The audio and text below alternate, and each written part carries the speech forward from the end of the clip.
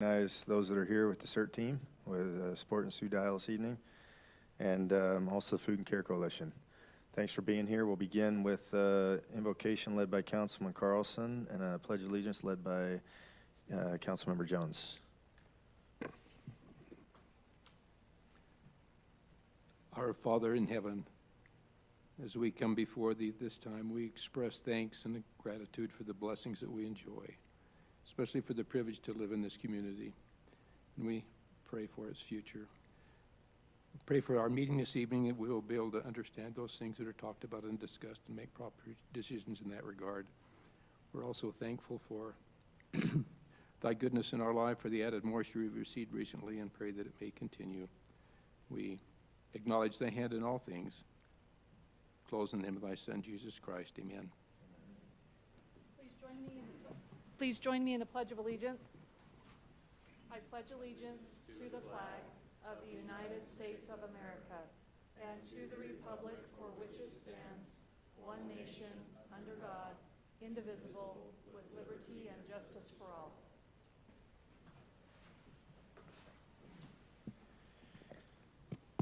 All right, we'll begin with a presentation to the Food and Care Coalition. I'm actually going to turn the time over to Leslie to run through this one for us. All right, Brent Crane, come on up here. I've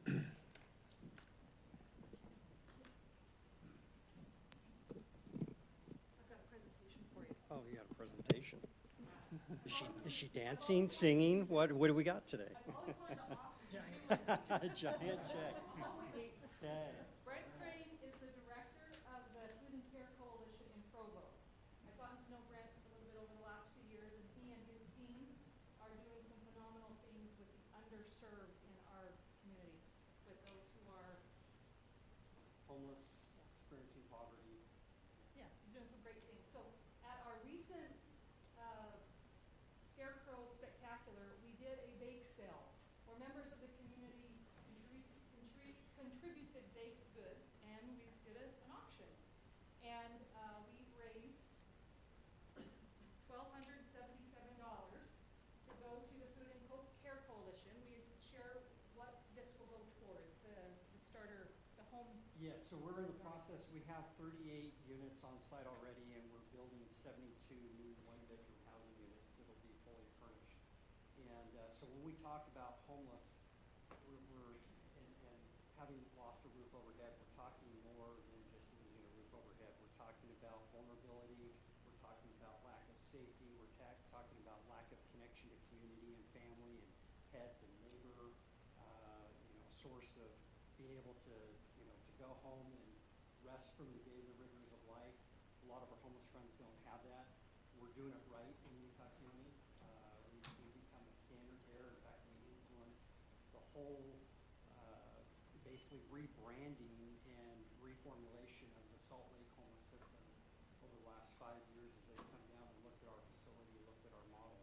And it's really because of contributions like this. I would love, it would be easier from my side to go out and raise one big check to pay all of our expenses for the year, but that's never been how we've operated. We're a grassroots, community-owned organization. We serve the broader Utah County community, and it's contributions like this that trickle in from the youth council that we're involved in, from schools and from foundations and businesses and individuals that just care about serving those that are less fortunate and having them engaged as a participant in their, I guess their evolution and their growth and overcoming the challenges and the barriers that are before them. And we've got a wonderful community in which to do that. So thank council, thank Leslie. We were introduced a couple of years ago by a mutual friend, and always loved living here in Mapleton. We've been here for 20 plus years now, and just love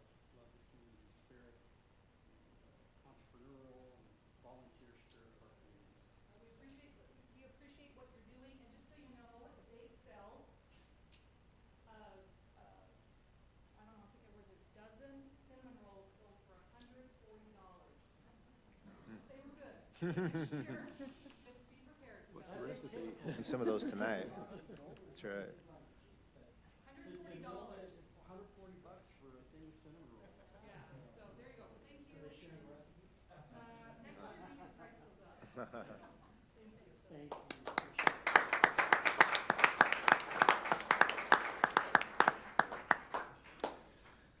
Thanks, Brent. Those cinnamon rolls had gold chocolate chips in them. They were actually gold, so hopefully you pulled those out. Thanks, Leslie, for doing that. It's 10, 12, 15 years ago when they built that Food and Care Coalition building in Provo. We were able to do some work on it with them, and it's an impressive thing they have going. In a recent meeting with state and federal leaders, they're on the right path, because this is an issue that we're going to be faced with more and more in Utah County as it grows, and it's a real issue that we've got to plan for and be ahead of, and not do what Salt Lake did and try to fix it after it was a problem. So they're got some people working on that at the state level and federal level, which these guys are helping with that, and we appreciate that. All right, we'll move on now and turn the time to Sue for a presentation for our Cert graduates. Good evening, Mayor and City Council. The Cert team recently completed our last class, and we did our mock disaster simulation with mass casualties on Saturday at the Harvest Park. So we also did these classes in collaboration with Springville, and we had 7 people from Spanish Fort come over too to participate in our disaster drill. So it was a really big deal. We've not had as many as 35 people in the class before, and about 15 mostly teenage victims. So our Cert class, our part, was 10 people. We've had to have a couple, 3 drop out to health issues, but I wanted to start recognizing the people who have completed this course. It's 24 hours, which is saying something. To put up with me for 24 hours worth of your life is quite, needs an award right there. There's videos, there's hands-on training, there's a disaster sim, which took 3 or 4 hours all by itself. These are the people that you want in your neighborhood. These are the people that you want living next to you. These are the people that can pull you from rubble, can give you first aid, stop your bleeding, leap tall buildings in a single bound. These are the people at the grassroots level in a disaster which will extend our EMS services when they're overwhelmed with something. And so these are the people that you really want to live around. And we would love to have you all participate as well. So I thought it was about time that we started recognizing these people who put up with me and did this. It's a very hard class, actually. So I have, I'm not sure how many ended up coming. I'm afraid we're going to have some people show up tomorrow because we didn't know that there was a change. Can you take us some pictures? So would you like to present the certificates of who's here? So I have certificates of recognition and ID badges, which I think is probably long overdue for our Cert folks as well. You want to know who's, saving your next door neighbors, so you want to know who all these people are. So I'll just read them off and then come up? Okay. Come on up. Isaiah Price. Isaiah's not here. He's the one person who could leap a tall building in a single bound, I think. We'd like to see him. Right now, he's not doing You'd it. like to see that? He could do it. I'm pretty sure he could do it. Thanks, Steve. Burt Brown. Wait. Steve actually has certified and did the whole class all over again.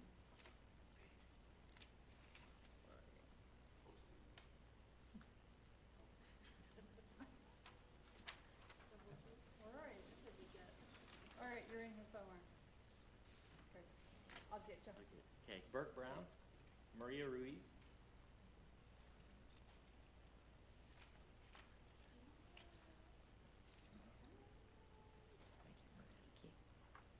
Thanks. So, Matt Romero,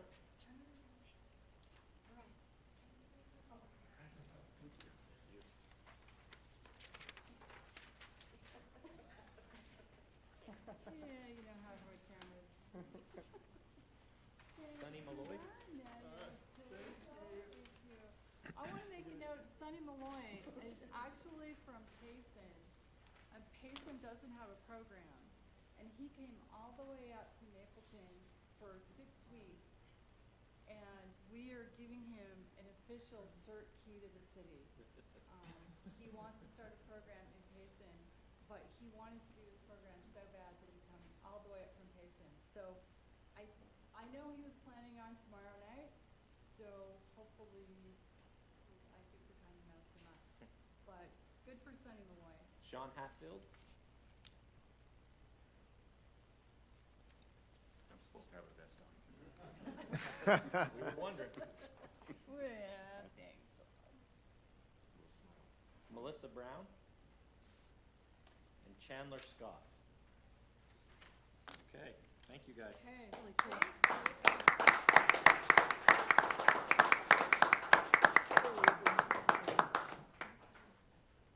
And thank you to the city council especially for being patient with us, for giving me a budget that I can expand equipment and everything on, because we were pretty shoestring there for a few years, so thanks for the money too. Thank you, Sue. Thank you for all of you for taking the time and your own personal time and willing to do this and be an advocate for EMS in the community. We appreciate that. Thanks for all your efforts, Sue. All right, we'll move on to our third item before we actually officially start our agenda. And we're going to have Mr. Lord step to the microphone to do this one. I told him no crying tonight. I'm going to do this way, if that's okay with you. I think there's enough people. Well, most of you are here for the audit, so I'll be quick. But for those that are here for Brent, I thought I'd talk to you. This has been kind of hard today, as I've thought about what I might share and what I might say about my friend. And everything I came up with sounded like a eulogy, so I'm going to scrap all of it. There's no way to do this. Most of you know this, but Brent started working at the city in '96. That's right, isn't it? For context, I was 15. The mayor was barely born. 25 years is a long time. And you all know, too, that he was on the fire department for the same length of time, from '95 to 2000. So if anybody had dedicated time and their life to Mapleton City, it's Brent Siemens. I can't think of anybody else with that kind of track record. And that came out every day. When we would drive around and we would go and work on projects together and talk about the future of the city and what we wanted to do. Brent loves Mapleton. He grew up here. This is his place. In '96, when he started, there were 5,000 people that lived in Mapleton. So you can blame him for all the growth. It's all happened under his watch. I'm asked two questions consistently over the last couple of weeks as people found out about this. The first is, who's going to drive me around? The second is, who is everybody going to talk to when they want to go above my head now? And I say that jokingly, but really that's where I went. When I've been at the city for 5 years now, and Brent has been my most trusted confidant, my best advisor, a loyal friend, and basically a bloody good man. And it's been a privilege to work with him. We wish him all the best. Somebody asked me the other day, and I think everyone's asked Brent this, is he leaving on good terms? And the short answer to that is absolutely. We are so grateful for everything that Brent's done. I am personally grateful for the things that he's done for me over the last 5 years, and we really do wish him the best. We do have a small gift. Brent, if you want to come up here. We know Brent loves to fish. Unfortunately, Corey was in charge of the budget. I just wanted to say the girl mentioned a check. I want one of those big checks. No, this is what we've got. So, we're grateful for you.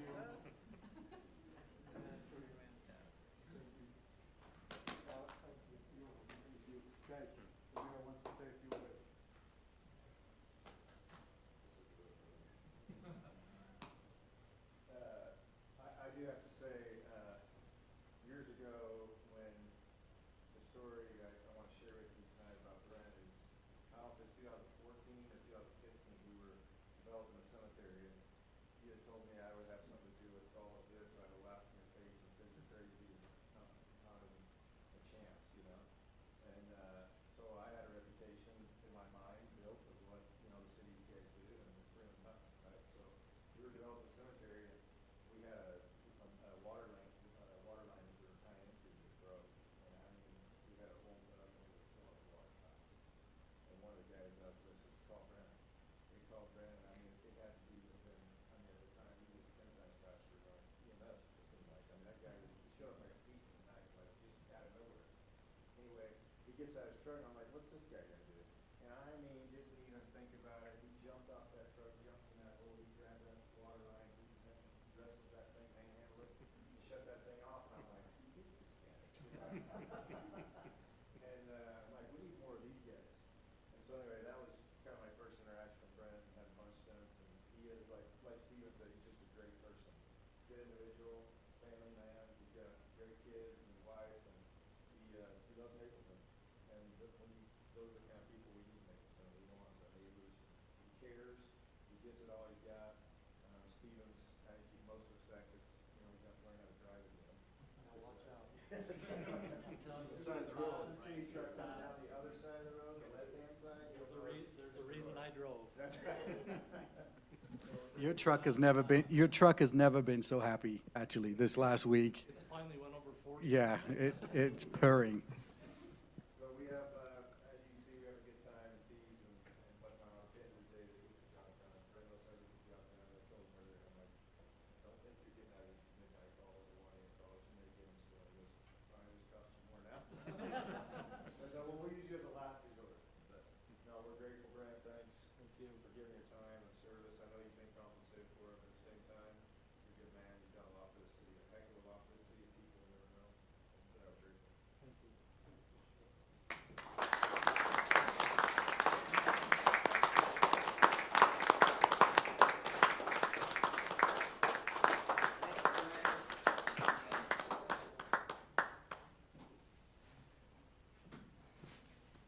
We'll see though.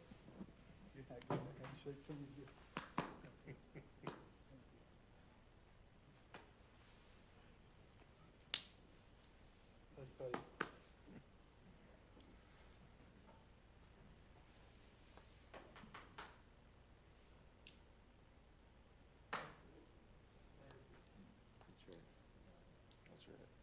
See ya. Hey, whoa, the audit's next. The audit's next. Meeting's not over yet. Up to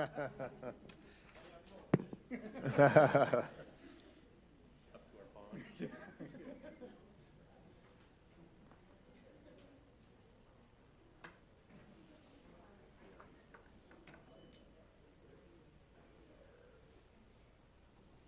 Thanks, guys.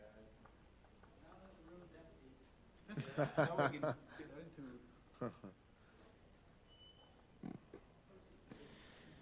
All right, we'll move on now with our consent agenda items. We have 2 items on this evening tonight: the approval of city council minutes and the canvass of the 2021 general municipal election. Mayor, I should probably add a few things with the canvas. Yes, Camille, would you please take that? You make me cry. Okay, so with our 2021 municipal general election, we have 7,656 registered voters. We had 2722 ballots cast for a voter turnout of 35.55%. Mayor Hakes received 1,937 votes. For mayor, we're receiving 100% of the votes cast. Casey Beck received 1,672. Reed Carlson received 1,192. AJ Rounds received 1,123. And Jim Lumberg received 1,076. With those, 56 ballots were not accepted. 12 ballots were returned for being unsigned. 19 signatures did not match the voter record, and 25 ballots had an invalid postmark. So the candidates elected to serve the term for 4 years will be sworn in on January 5th of 2022. Are Dallas Hakes for mayor, Casey Beck, and Reed Carlson for city council. Thanks, Camille. Need a motion. I make a motion to approve the canvass of the 2021 general election. Second. A motion by Council Member Jones, a second by Councilman Lundberg. Are we doing the consent agenda or just the canvas? Oh. Probably should do the consent, but. I make a motion to approve the consent agenda. Second. Carlson, yes. Egbert, yes. Jones, yes. Lundberg, yes. Great. Congratulations, Casey. Reed, look forward to working with you. We'll now move on to item number 3. Presentation of the fiscal year 2020 and 2021 audit report, and we'll turn the time over to Mr. Euler. Thank you, Mayor, members of the council. Before I turn the time over to Greg, I just want to emphasize to the city council how great Greg is to work with. He's been very helpful to the city. He's got over 10 years of experience helping the city, and that helps more than just auditing, helps with all aspects of the accounting. So we appreciate Greg and the time he's put into this. So I'll turn the time over to you, Greg. Thank you.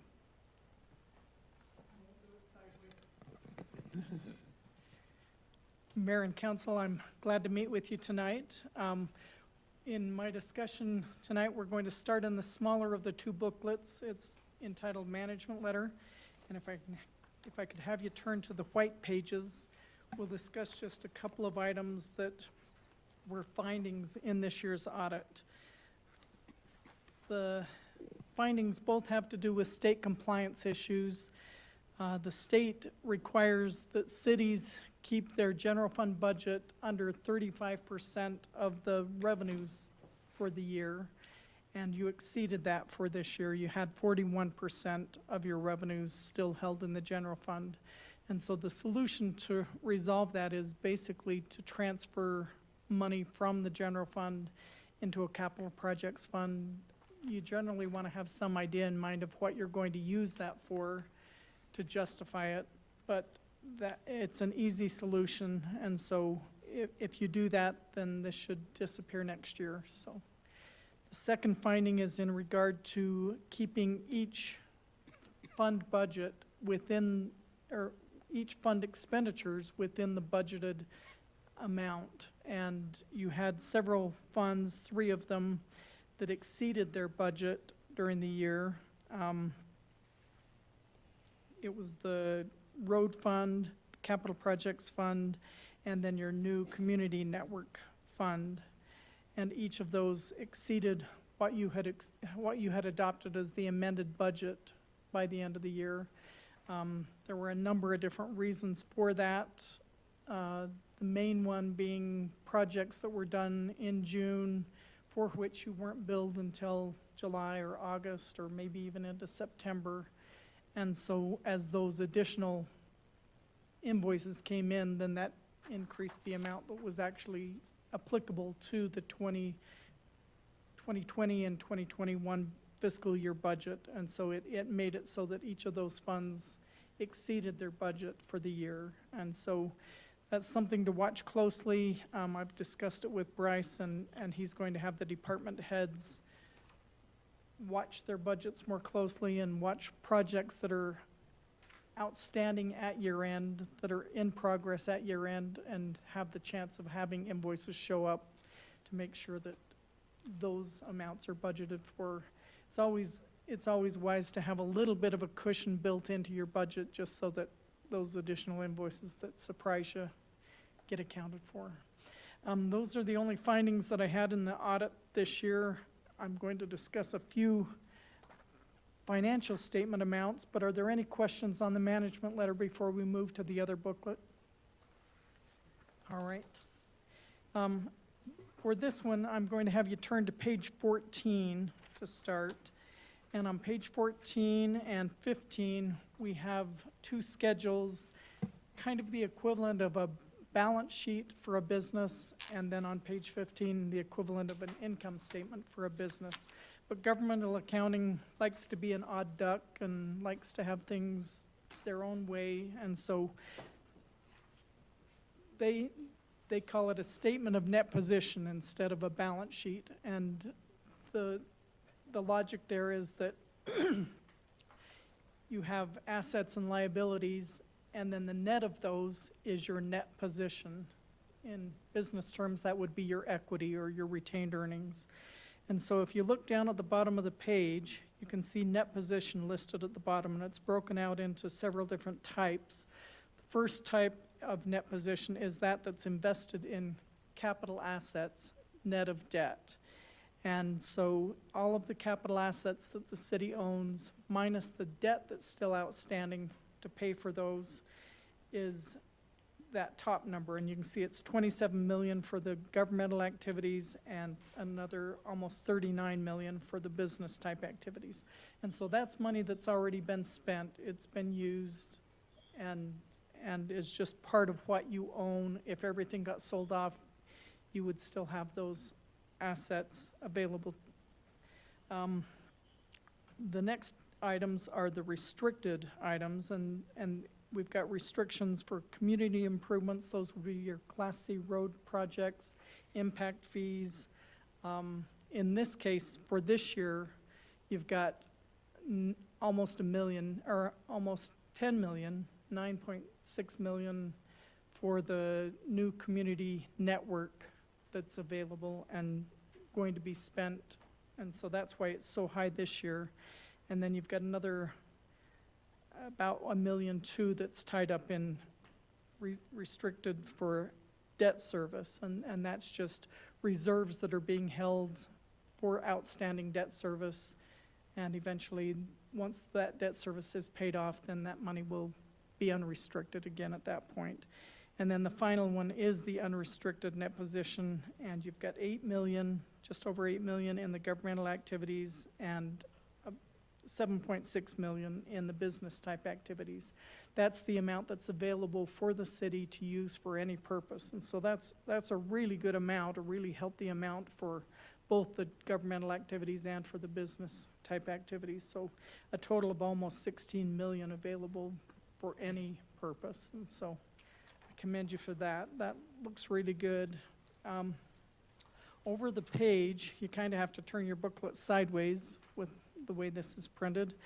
The income statement is a little bit odd because normally with a business you would start off with revenues and subtract out expenses, and that would give you your net profit. In the case of government, they like things odd, as I said, and so they start with the expenses. They say, this is what it costs to run each of the departments of the city, and then they add back various types of revenues, the charges for services that are directly related to providing those services, and then various operating and capital grants and contributions. So those would be your impact fees, your donations to the city when a subdivider or when a developer puts in a subdivision and the city accepts ownership of the road and the water lines and everything. They actually donate that to the city, and so part of the growth that the city encounters every year, and particularly this year with all the growth that's happened, it results in a big change in net position. If you look 3 numbers up from the bottom on that page, it has change in net position. The governmental activities went up by 6.5 million, and the business type activities went up by almost 4 million. A good portion of that is those subdivision donations to the city. And so it's a really good increase, a really healthy increase, $10 million in 1 year, but probably about 6 to 8 million of that is developer contributions. And so it isn't like you charge your citizens enough to increase your net position by 10% in 1 year. It's that those developers contributed all that land and other items to the city that you now own.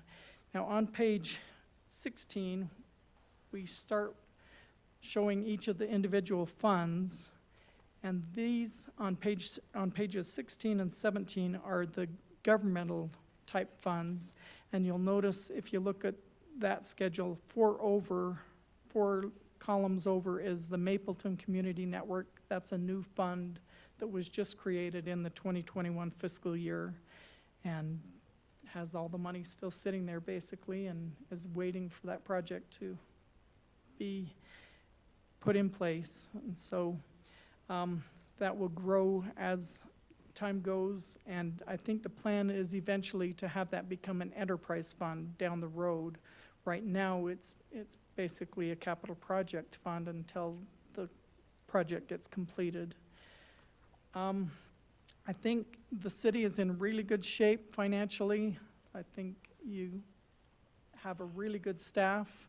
I appreciate working with them. I think they're always helpful. I know Bryce and everyone calls with questions frequently, and I appreciate that. I have cities that I audit where they don't call me, and I know they're not as concerned about getting it right, and so I appreciate the calls that I receive, and that Bryce is concerned about making sure that he understands and gets it right, and I think he's really grown over the years, and so I appreciate all of your staff and everybody that I get to work with. Are there any questions tonight? If not, I don't think so, thanks for Greg. your Thank time. you. Thanks. Okay. Have a Thanks good night. for working with Bryce and getting this done. We appreciate it. Okay, thanks. Thanks for all your work. See you.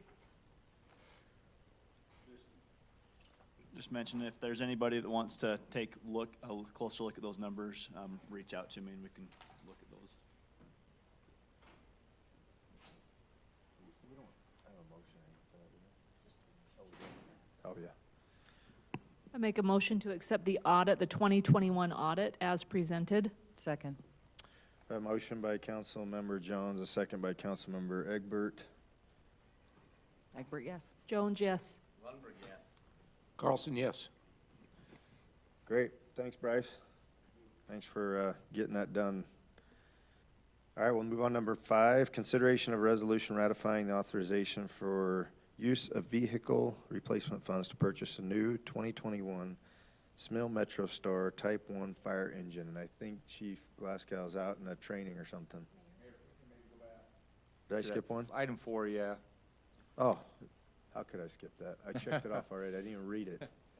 Yeah, let's do that. All right, let's go back. Let's do number 4. It's consideration of resolution to award the bid for the fiber optic backbone construction phase 1. Mr. Hancock.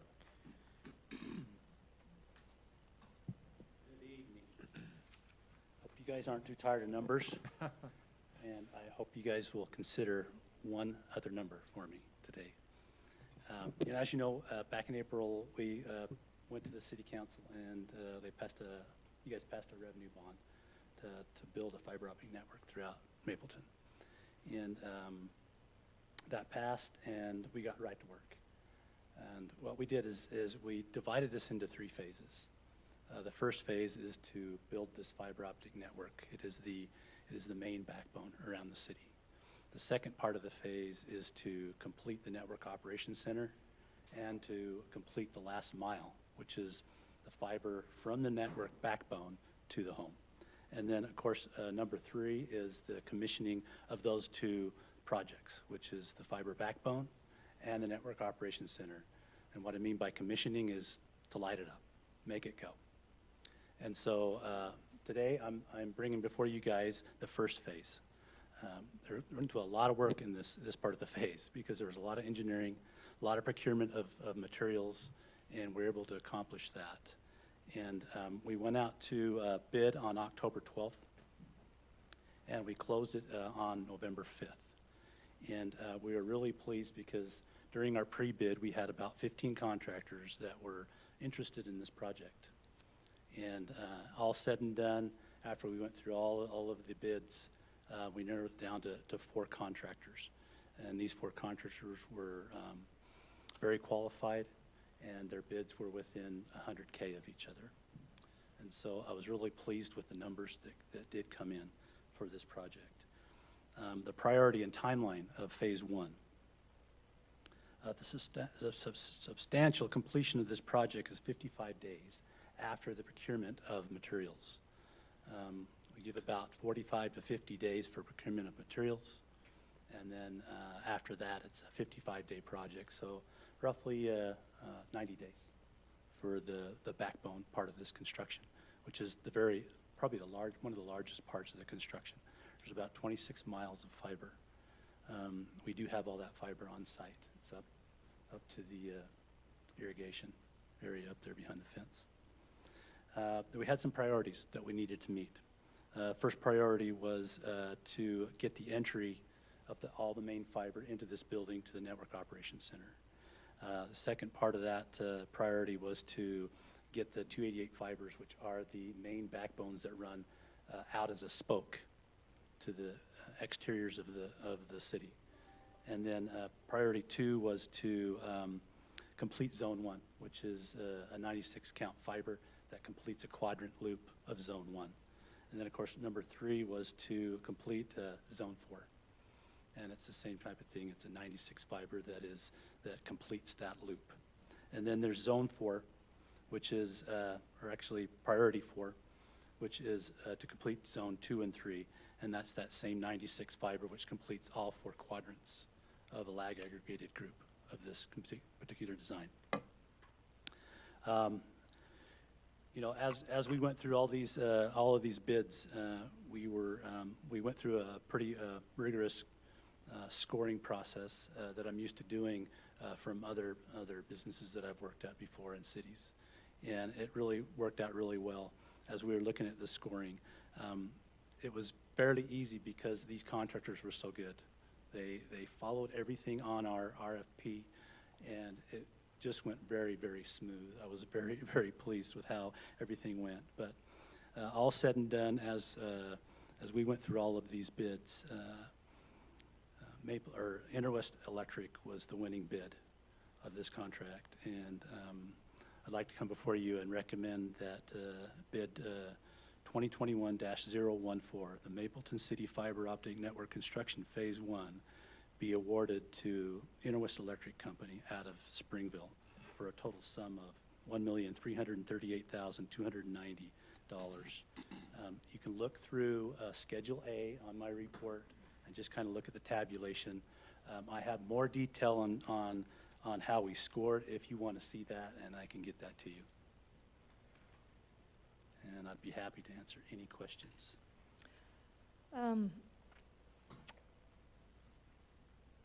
I guess I'm just publicly going on record that I'm actively advocating for Phase 1 to begin in my neighborhood. Get that a I know lot. that was coming. On record. There you go. Any questions for Matt? I assume when originally you probably had an idea, or a rough estimate of what you might expect the bid to be. I just wondering. Yes, I was really pleased with where this came in. We're expecting in the $2.2 million range. Okay. And so I was just so pleased when I saw so many contractors in there on our pre-bid. It was really, really a good I thought thing. they might be busy, but I guess they're still looking. This is also during the worst time of the weather, too, isn't it? Yeah, well, this part will be. So, and I have Interwest Electric here as well, just if you have any questions. Have Great. you worked with them before? You familiar with their work? What's that? You worked with Interwest before? No, I have not worked with Interwest before, but I know of them, and I know that the city has Yeah, many times. we have. Okay. Very we worked qualified out, yeah. contractor. I have. Very qualified. Any other questions for Matt? Ryan, thanks for being here. Thanks for bidding the job. You could ignore Councilman Jones's comment too. So. Don't tell him. We'll talk after. We'll talk out here. Yeah. Let me ask a quick question, and I think this really is what many people are wondering. When will now that the bid has been awarded, Yes. we understand that substantial completion is 55 days from procurement, start to finish approximately 90 days. That clock starts now? Or when does that clock start? It starts as soon as you guys award it, and there is some submissions that have to happen, like the bid, the performance bid, and there's some paperwork that has to happen, but relatively quick, right? Okay, so within the week. springtime, we're looking at March-ish Yeah. timeframe, right? Well, within the week, they could get started on things, Okay. you know. But the problem right now is the procurement of materials. Sure. There is some materials, I mean, the city is going to provide all of the main fiber, but there's materials like the hanging materials, the strand, there is power supplies, and there is, you know, equipment, and Okay. there's other things that need Yeah, to happen. sure. Okay, thank you. Do you anticipate any problems with the ordering or getting supplies, getting materials? In the materials? Yes, I mean, We some did- things are short supply, I just wondered Yeah, if there is some shortages right now of some junctions, some junction boxes, those kind of things. I'm sure you're seeing that. Yeah. That kind of stuff. We're hoping to get over that. In the RFP, we asked for a certain type of box and a certain type of ped, but equivalents can be used.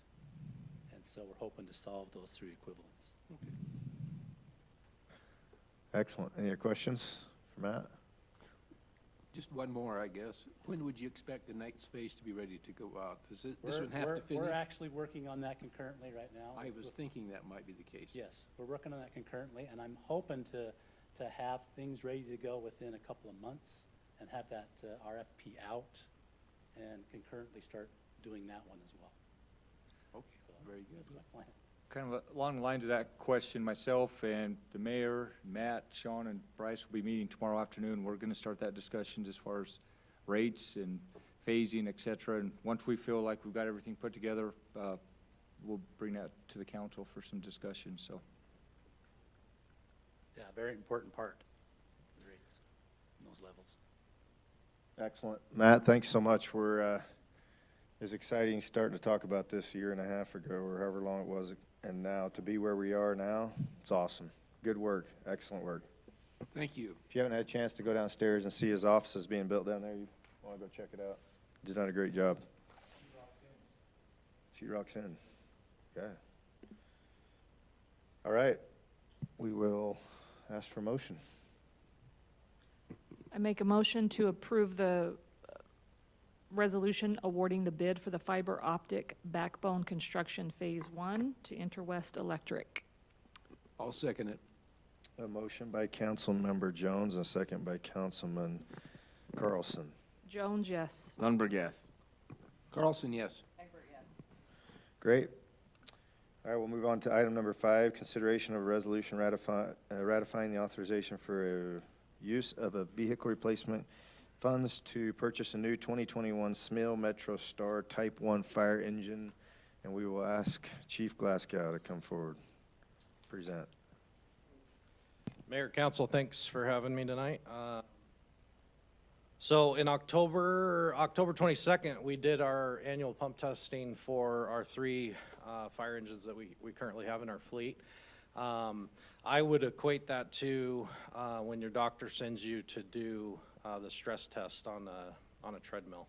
And so when we have to do that every year, you're running these fire engines for 30 minutes at the highest level that they're capable of doing. So if they're a 1500 GPM pump, you run them at 1500 GPMs, and anything that's going to break loose is designed to break loose during that test. So unfortunately, all 3 of our frontline engines broke during that test.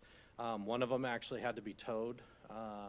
And it kind of exposed a pretty big flaw that we have in our system here is the aging fire fleet that we have.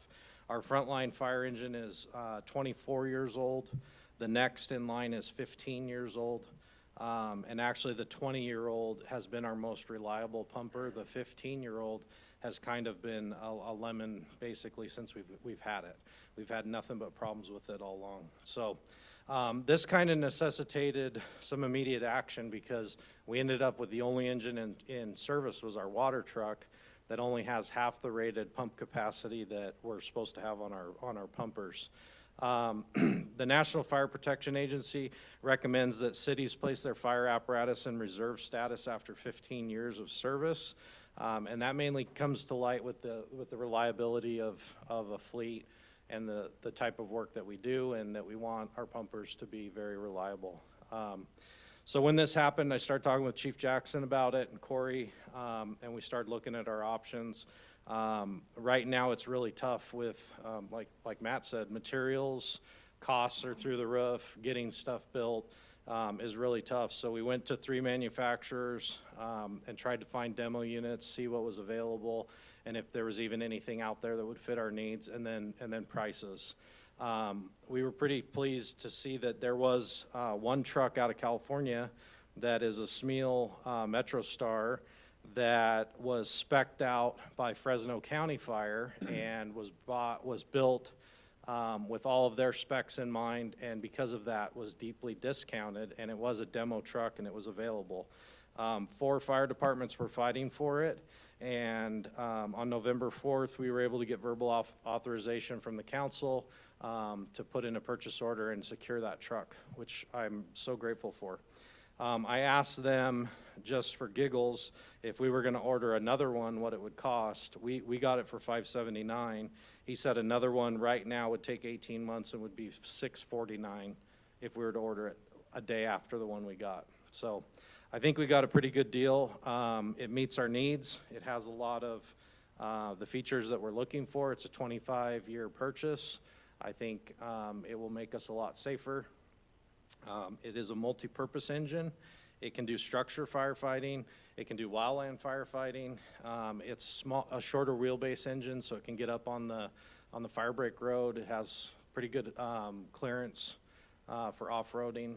So all around, a very good value. I didn't take my paid vacation last week to go there and inspect it. Instead, we hired a mechanic out of California, a non-biased third party.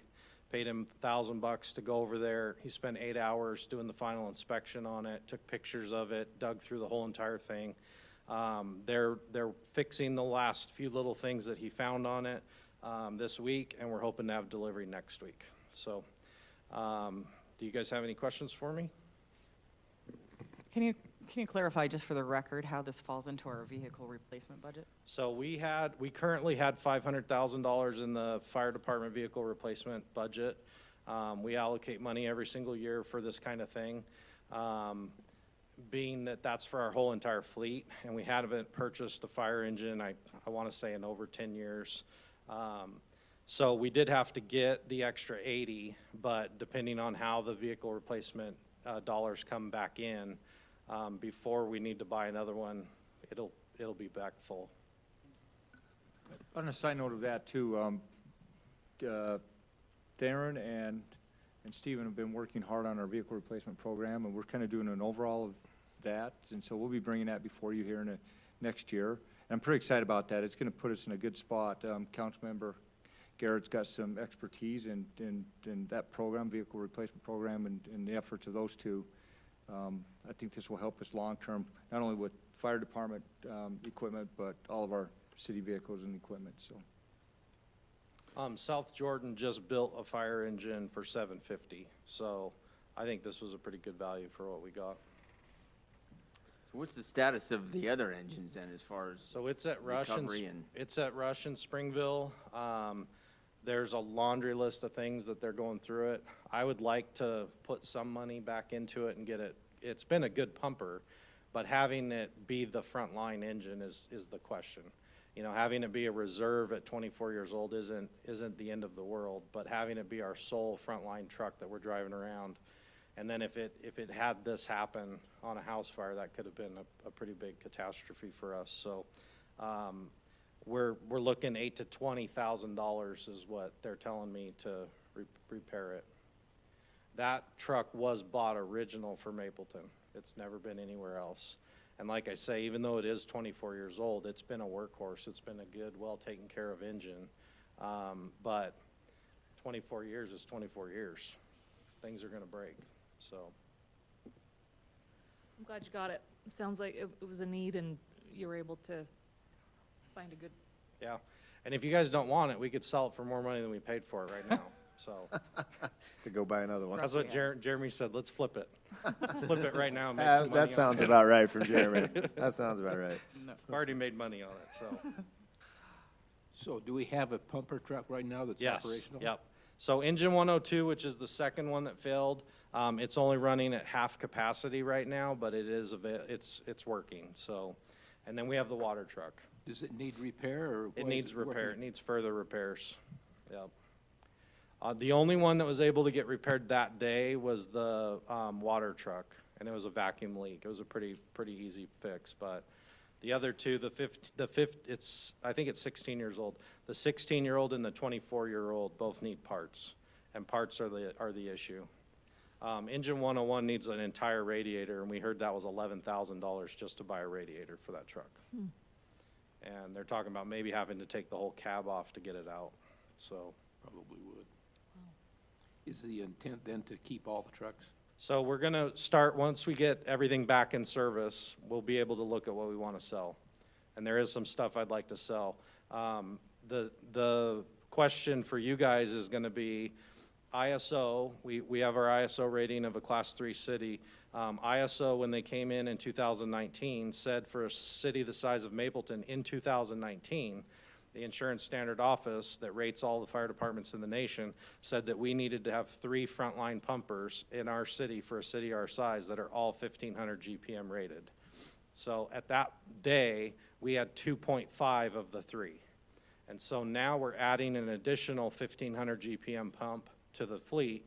So now we're going to be at 3.5 of the 3 that they require. In 2.5 years from today, they're gonna come back out and re-inspect our city. And depending on how far we've grown in the last 5 years, they may be requiring us to have a ladder truck, which they've talked about.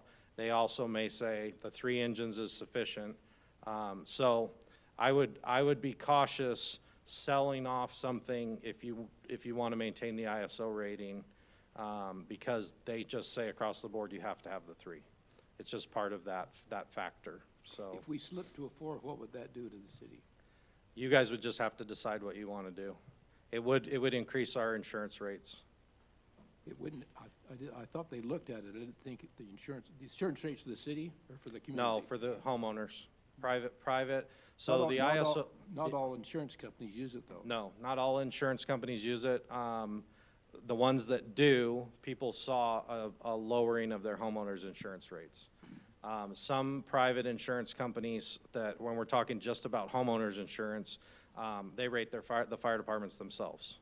So ISO, though, is a nationwide ranking system. And in 2019, I think I had 6 months on the job when you guys requested that we get an early inspection. And we went from an ISO 5 to an ISO 3. Okay, so we were a 5. We were a 5 and we went to a 3. Yep, and 1's the best you can be. I would recommend we try to stay where we're at. I think that's a good. Is it based on population? It's based on many factors. It's based on population, square footage, the major occupancies we have, our water system, our training, our staffing, our pump testing, our ladder testing. It's a the score is a comprehensive score of our fire department and our water system and the location of fire stations in the city, our response times. And our equipment. The 3 fire engines were a big component of that. We'll follow your recommendation on that. Okay. Thanks for doing that. Thanks, guys. Appreciate it. Can I make a motion? I make a motion to approve a resolution ratifying the authorization for use of vehicle replacement funds to purchase a new 2021 Schmiel MetroStar Type 1 fire engine. Second. Motion by Councilmember Jones and a second by Councilmember Egbert. Lundberg, yes. Carlson, yes. Egbert, yes. Jones, yes. Chief, thank you. Thanks for your hard work on this, and thanks for pushing for what you need to make us keep us where we need to be. Chief Jackson, thank you for working with him. Remember an email I sent you a few weeks ago about him getting the fire? Oh, yeah. Officer one? They brought me a plaque to give to him, and I potentially left it on my desk for about 3 weeks, so when he comes in and yell at me, he can see it. But here it is. I just want to thank you for getting those additional certifications. That's awesome. Thanks, Chief. All right, that concludes our items. We'll move on to administrative reports. I see Logan sitting over there. You got anything for us, Logan?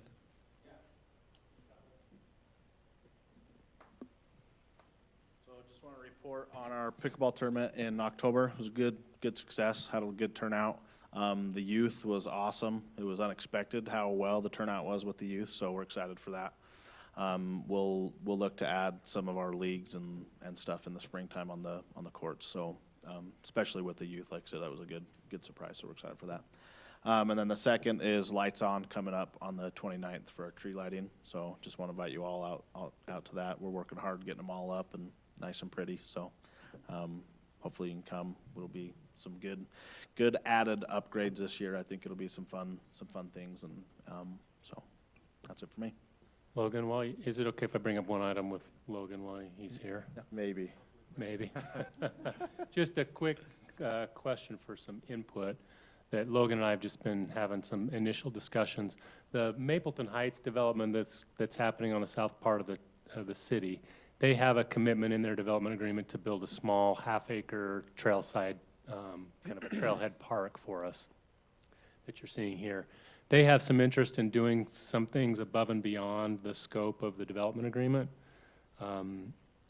that would benefit their neighborhood, but that would ultimately be the responsibility of the city to improve beyond what their development agreement requires of them. So we're wondering if the council's interested in Logan and I looking at some options or some alternatives that we could do some additional things at this park. We most likely would do it in such a way that we would just reimburse them through their own impact fees to add some amenities to that park. Is that something the council is okay with us?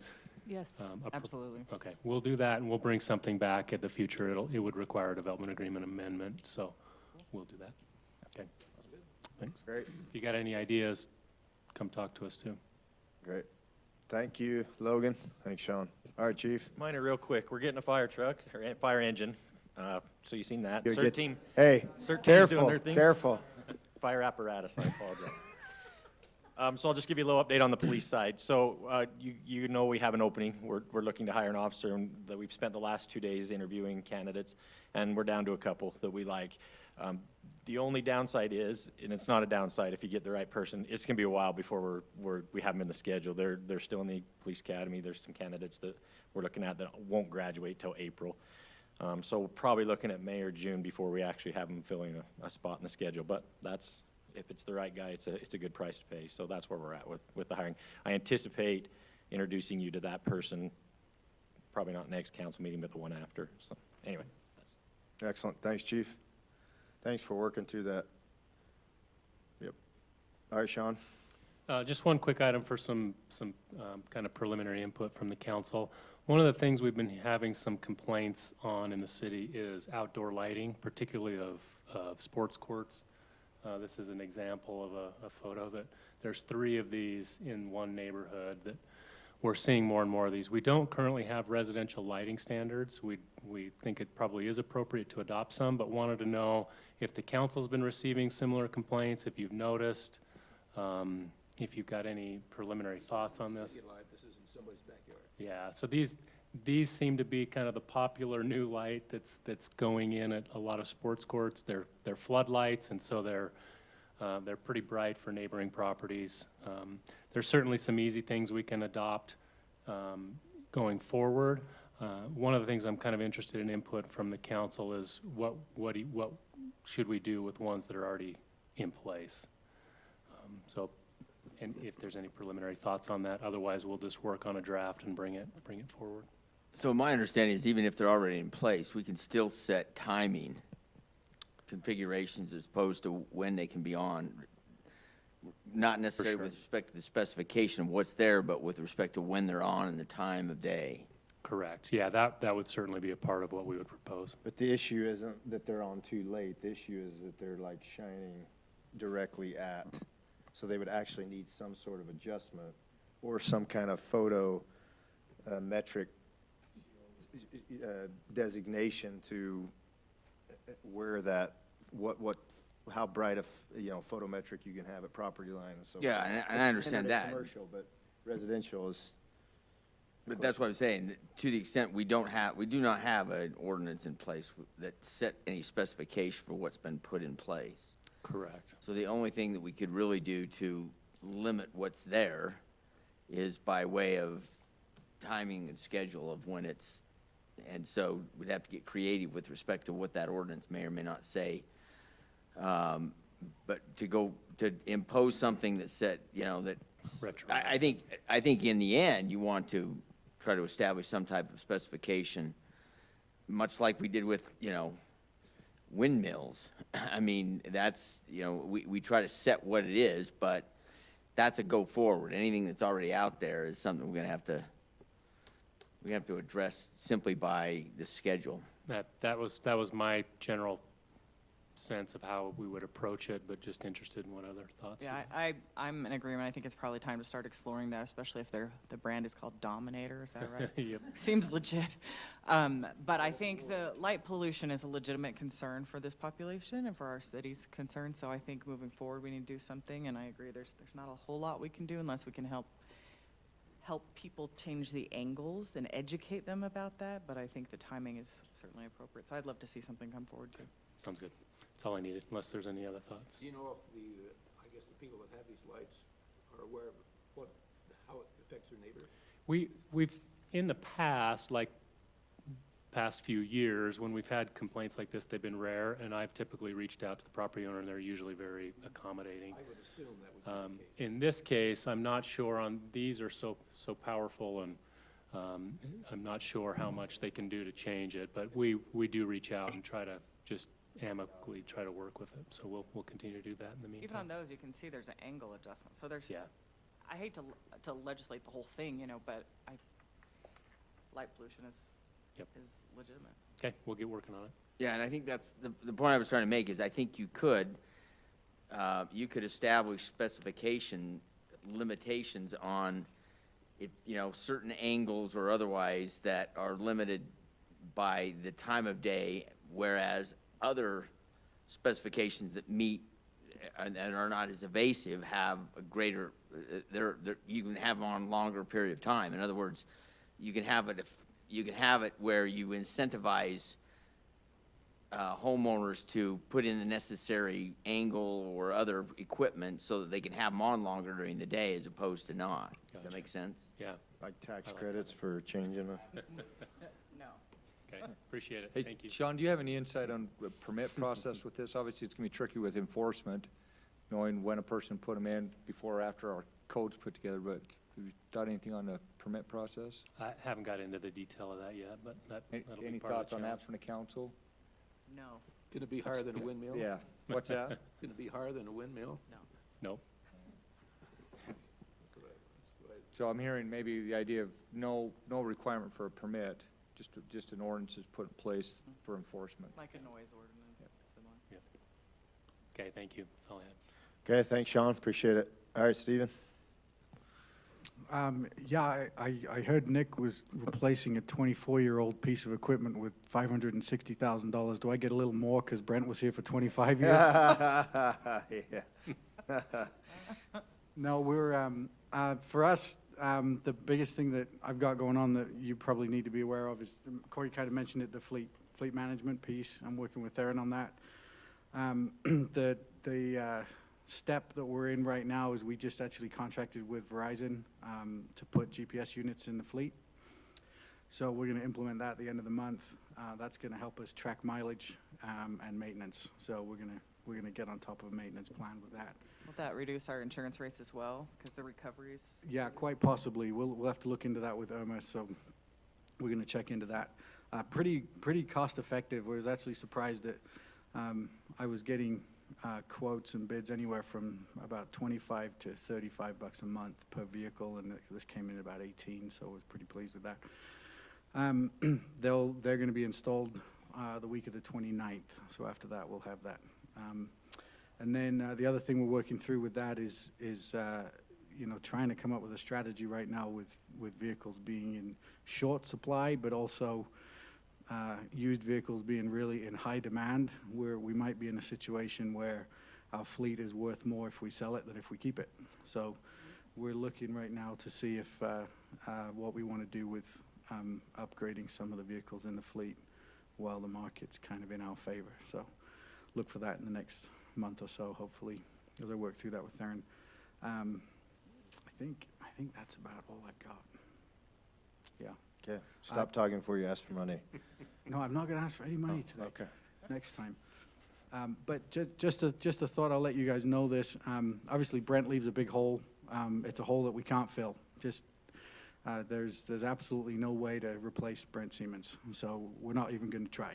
My plan is over the next few weeks and months, I'm going to really find out where the biggest gap and biggest hole is, and the things that I can practically replace, and then come up with a hiring strategy from there. So whatever happens, it'll be a different job title, different job category, and obviously a different person, which is actually the hardest thing to deal with. I think I can replace the job, can't replace the man. So if anyone wants to give me a hug later, I'd welcome that.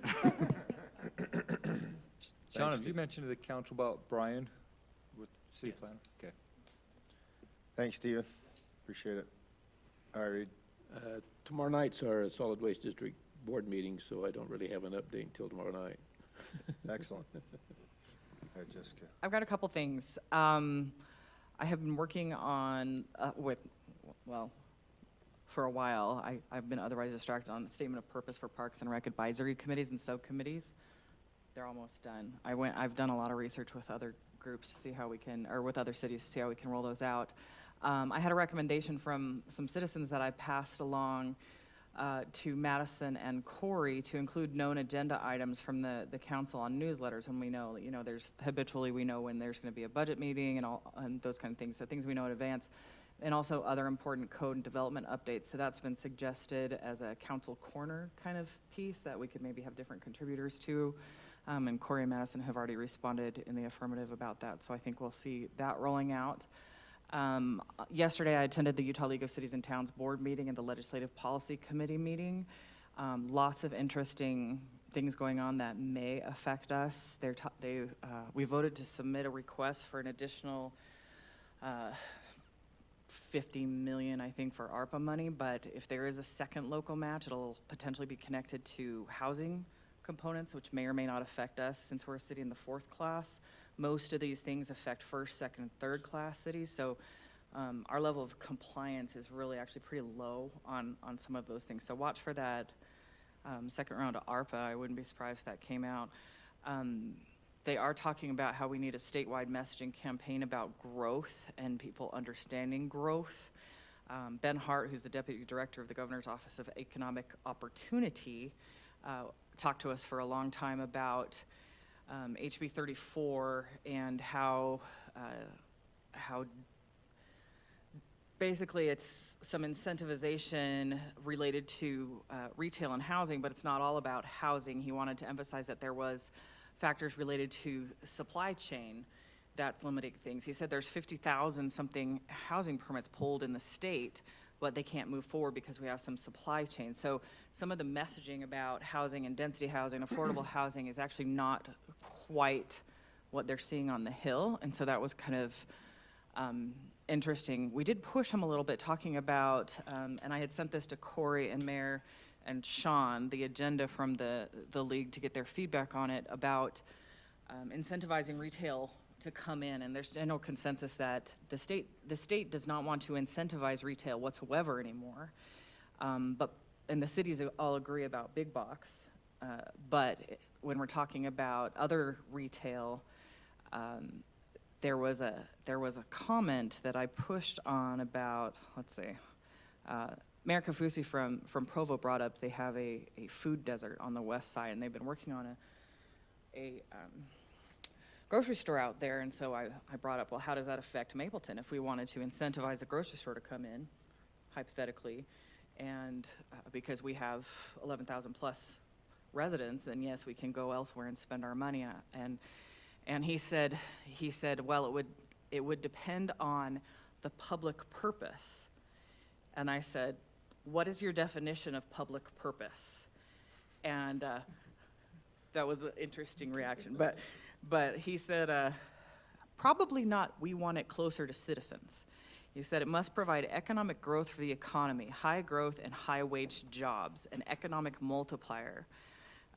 He said retail follows rooftops anyway, there's no need to provide subsidies. So Mayor Kafusi and I exchanged some eyes on that. I think this one is going to come back. There's definitely disagreement between cities and the legislation on that. So I was disappointed to see the numbers on the ARPA distribution, that of all that came, 2.5 million went to Utah County and 23 million went to Salt Lake County. We clearly need some advocacy for the second round for Utah County.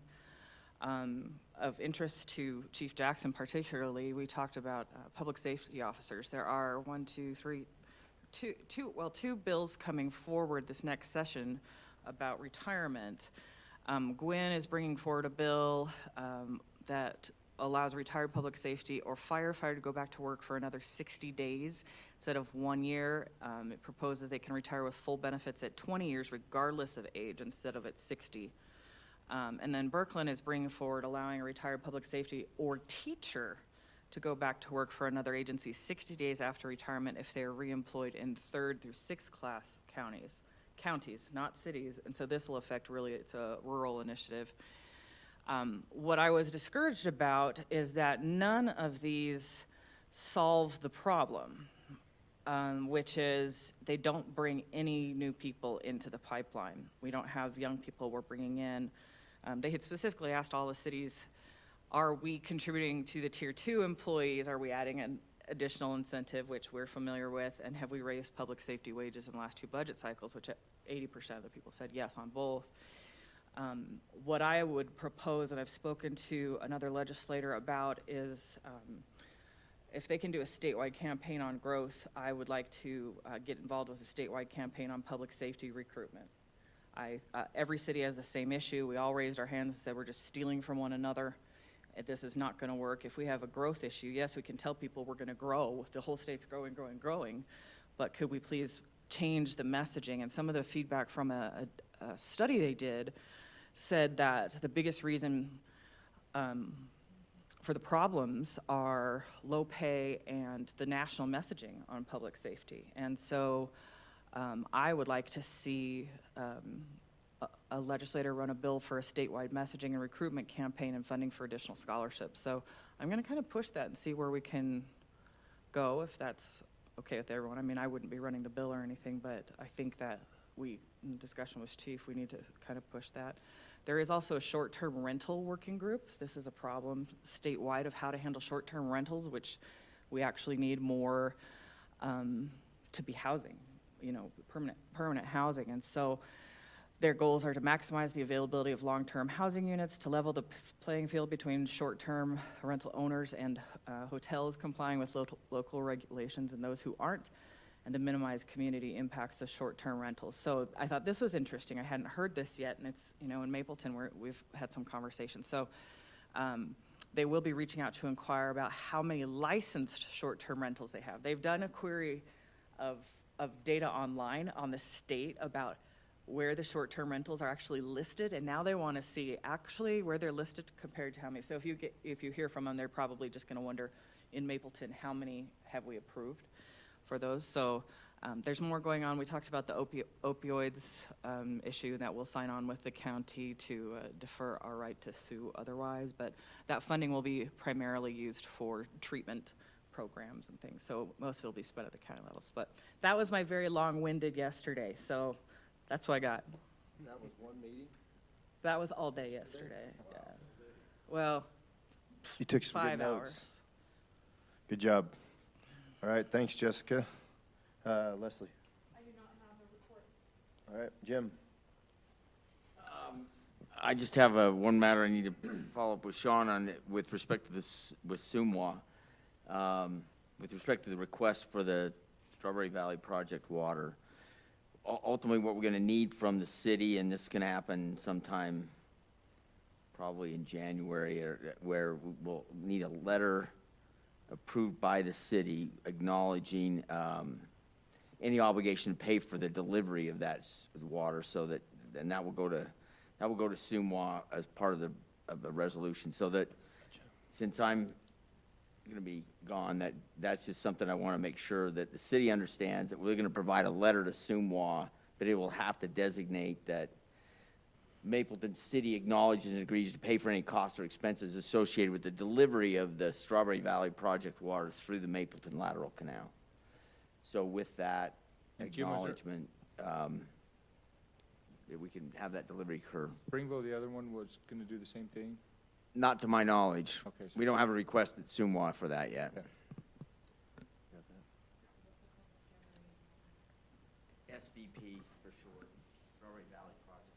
Okay. Thanks, Jim. Camille, do you have any for us? No, other than there will be an open house for Brent Simmons on Tuesday from 1 to 3. We'll Just send an here? email out to you with a little, Week from today. Yes. well, yeah, let's I'll send send that out an email. We email. put a little, you and Madison put a Yeah. little bit of a flyer together for that. Great. Thanks, Camille. All right, Bryce. Just as a heads up, we'll be amending our current year's budget. We're in the process of starting that, so that'll probably be in January that you'll see that coming to you guys.